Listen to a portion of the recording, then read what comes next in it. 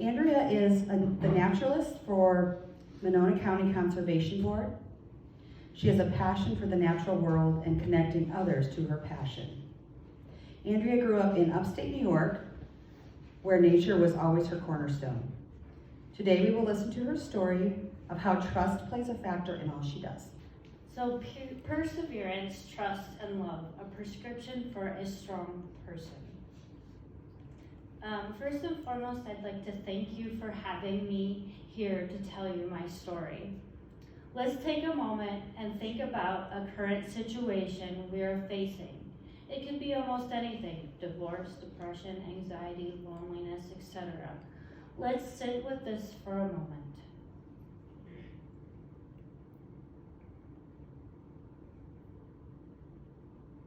Thank you. I will take you through my story where I have experienced trial and tribulation and persevered through it to become the person I am today. I assure you, my story is not all doom and gloom. I just want to sit with emotions that all of us experience at some point in their lives. In my childhood, my mom and dad were divorced, and I have one sister who is a year and a half younger than me. In 6th grade, I was labeled with a learning disability, and I also showed in testing that I was on the spectrum for attention deficit disorder. I also had an individual education plan, an IEP, and would follow me all the way through high school and college. Within these struggles, I had emotions that came with that. I withdrew from my peers, felt I did not fit in, I was picked on, and had gum and lollipops stuck in my hair due to the taunting and laughed at. I struggled with socialization skills. I did not have many friends, not even popular. Trust. In middle school and high school, I had special classes that would help me to learn ways to understand the subjects that I was having trouble with. I had to put trust in my teachers to help me understand because I could not on my own. I had to trust the adults around me to provide support that I needed to get through school. As I trusted the teachers and knew the learning process, the new learning process, it became easier to cope with my struggles in life. Love. Even though I had struggles in my learning, I turned to nature. I seemed to have a connection to science and the natural sciences. When my class covered the animal dissection unit, most of them were grossed out. Me, I thought it was the most interesting thing I could have learned. I began developing a strong connection to the outdoors and my home at my dad's. I lived in the middle of 40 acres of hardwoods, and it was like a whole other world. As the years went by, I began to appreciate people and their willingness to help me when I struggled. The college years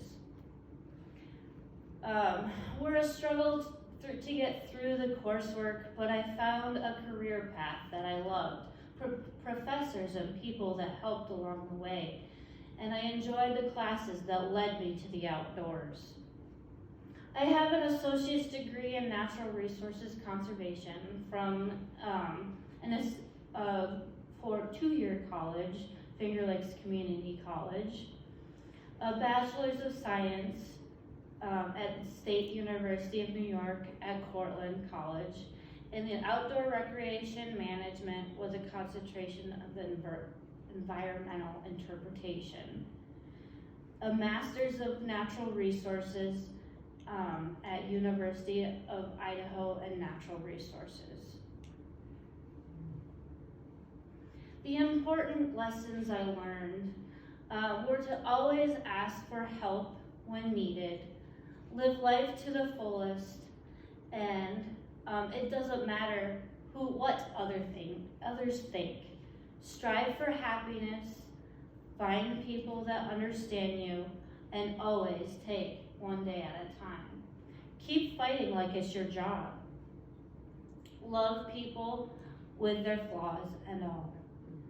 So how many of you have struggled to just get through day by day? I know I have. I still do. I have learned to ask for help, go to meetings. I have an EA group, which is Emotions Anonymous, down in Ottawa that I go to religiously to help me through. And I also have, I haven't been to this meeting, but there is Celebrate Recovery down there at the Christian Church in Whiting, and I also go there as well. So that is one of the things that I do to cope with some of my struggles of socialization and being around people. Sometimes I end up being anxious around people that I don't know. But once I get to know you, forget it. I'm there, and I end up being able to relate to everybody in that process. So that is all I really have in my slideshow. I just didn't know what to experience here. And if anybody has any questions for me, I'll open up the floor for questions and answers. Were your parents supportive of what you were going through?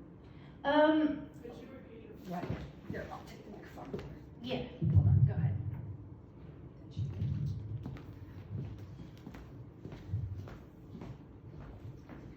Were your parents supportive of you when you were going through all this as a child?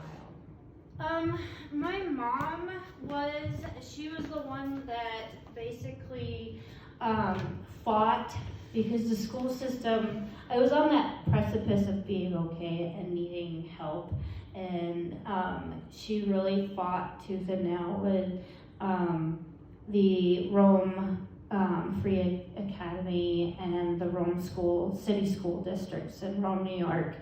And she was my person that was rallying around me to get the help that I needed. My dad, on the other hand, just thought, well, she knows the stuff, she just doesn't put the effort in.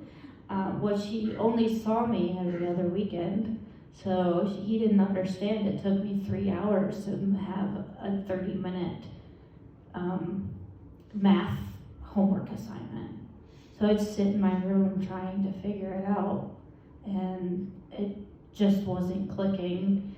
And then in school, we had to pick a foreign language to actually discover, which we had German, Spanish, French, and Italian. And I picked Italian because Italian is my background, where I come from on my mom's side, and I couldn't get it. And it crushed me, and to figure out that this stuff isn't making sense. And so I'd get extra help with the reading and the extra time on tests, because I did test that I had testing anxiety as well. So I was able to get that help all the way through college, which I have a hard time trying to give myself credit where credit is due. I have a master's degree. I struggled every step of the way with my master's and my other lower level education degree. And so I'm thankful that I was able to persevere through it all, and now I've got a career path that is welcoming and supportive, and I understand enough, and I have enough knowledge to be able to give that knowledge to other people. What is exactly you're doing now? What am I doing now? I know your job title, but what is that? So what I do is I do environmental education, and it's preschool all the way up to senior citizens. So I do festivals, I do fairs. I set up at the Monona County Fair, and I like to be the vessel of environmental education to connect people to the natural world. Go ahead. Is there a possibility that we have pictures on there because you're a good photographer and that speaks to Yeah,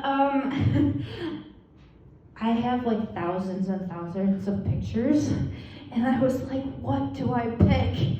So if you go to my Facebook page, if you Facebook, I need to put another website together on wix.com for all my pictures, but yeah, I'm an avid outdoors person, and I like to take my camera and click pictures and capture sunsets and rises and all sorts of wonderful things that you see in nature.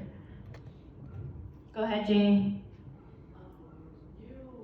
In my knowing you, you've talked about a lot of other people too, whom you've trusted enough to influence you. And I'm thinking, starting with an older person who's a friend of your family, an older gentleman, and I thought maybe you could also touch base with some of the other places you went. Who gave you that? Yeah, for sure. All the way to Grayson and Teddy. Okay, yeah, I have some pets that have helped me along the way, but I'll get to that in a minute. So what Jeannie is talking about, the person, bless his heart, he's in heaven now. He was 90-some years old when he passed away, but he took me under his wings, and he was at my dad's, and I used to, he helped me and I helped him along the way through the years. And he had to move to Massachusetts to be with his daughter, and he was ultimately in a nursing facility. But when we actually were able to connect on a personal level, I was maybe 10 years old when we met at a annual Halloween party that my dad decided that we should offer our friends and family every year. So the first one, we had every chance of weather that you could have imagined: rain, sleet, hail, and then it ended up snowing because it was the Tug Hill Plateau, and it's directly east from Lake Ontario, and lake effect would just dump on Tug Hill. So he actually taught me how to drive. I learned on an F-150 truck. So we would hit the back roads first, and once I got comfortable with driving, we ended up on Interstate 81. And he's like, this is how you do it. And he was a truck driver. So I learned from an 18-wheeler truck driver, and he retired from truck driving. And so he's a very good person in my life. And in high school as well, there was a resource teacher. Resource is just a classroom where you go and spend a period in middle school and high school, and Mrs. Baris was her name, and she was the one that pulled the confidence out of me tooth and nail, because I was so shy. I would never, as a 6th grader, think of myself being here talking in front of a group of people, much less teaching environmental education. So she was the person that gave me the confidence that I needed. She's like, you can do this. And I needed that. 110% I needed that, because I didn't necessarily get it from my parents, but also my grandparents were another set of people that had us a lot because my mom had to have 3 jobs to support us growing up because she was a single mother doing this on her own. And I thank her for doing that and raising me with morals and dignity. And yes, ma'am, thank you, ma'am. Yes, sir, thank you, sir. That I thank her for that. But the teachers, the grandparents, it really does take a village to raise a child, especially in today's society that we live in. I really appreciate the time that you guys have given me to tell you my story of the struggle, the perseverance, the trust that I needed in other individuals other than my family to get to where I am today, and especially love of those people that chose to bring me underneath their wing and to show me that the world isn't always dark. So, any other questions? What about Teddy? Oh, yeah. I have had a dog, and I currently have a puppy in my car. That is a Jack Russell Terrier mix, and I just adopted him on Valentine's Day, thus the name Teddy Bear. Teddy Bear is my cornerstone right now, but my dog that I had of 5 years I had to put down because he didn't trust people, and he was biting people. And I had to make this huge decision that he is now in doggy heaven because of that. But I've had him for 5 years. He lived with me in Idaho and Minnesota when I ended up in Minnesota, and here in Iowa. So he has been a world traveler, and he actually got to see upstate New York where I grew up because I was able to go up. And my grandma is 80, and she turned 80 in September, and I turned 36.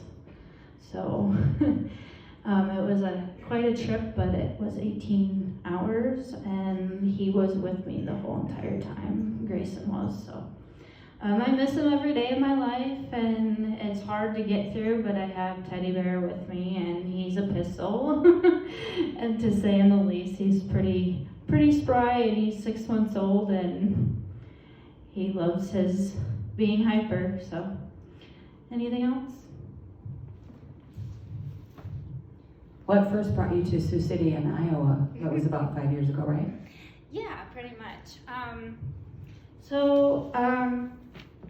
I was I started in upstate New York until like my mid-20s, and then I moved to Idaho, and I spent some time in Idaho, probably 2 or 3 years. In 2014, I decided that I wanted to make some life changes and actually get into my career field because I was struggling with environmental education and being able to secure myself into the world of environmental education. So I threw my resume out to about 10 or so places, and Minnesota, the southwest corner, Lakefield, was where I ended up at the Prairie Ecology Bus Center, and I had to get my CDL to drive a retrofitted bus, coach bus that was converted into a classroom on wheels.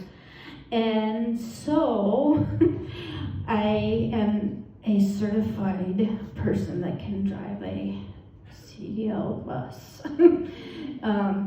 in the name of environmental education. And I spent about 8 months there, and then I put my application into Stone State Park to be an AmeriCorps intern, and I eradicated invasive species. it's very hard thinking about the stuff that I've done and tooting my own horn, so that's why I need some help pulling that out. So I eradicated invasive species like the dogwood and the honeysuckle and the garlic mustard that is everywhere. And then we also girdled trees, cedars and cottonwoods on, is it Hinda Hills still? Okay. Yes. Hinda Hills, it's the north unit of Stone State Park that they manage. And so if you see some dead trees, that's part of my doing. And we put garland in there and killed them because we don't want the cedars on the prairie.